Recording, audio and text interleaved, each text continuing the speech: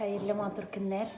Yine şunda büyük matur jirge yol iterek geldik kızlar bilen. Şikardoz, maşallah. Rahat. Büyük matur ürünler. Şartmanda.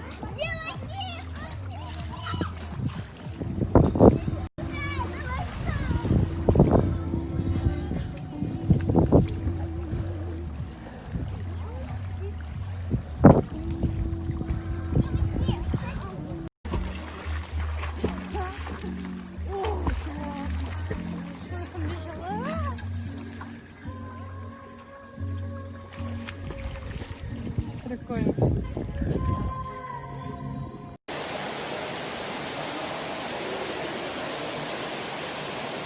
Ya şunday maturlar manda.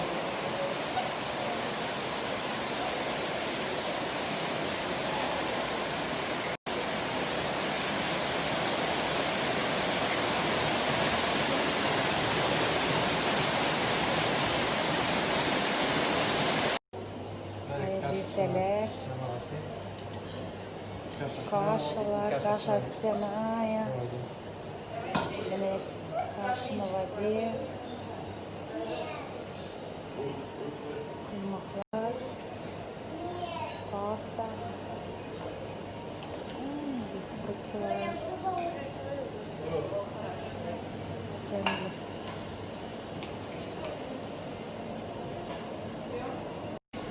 Пирожные, balıklar, sıvılar, salatlar, büyük büyük bu zafır günde.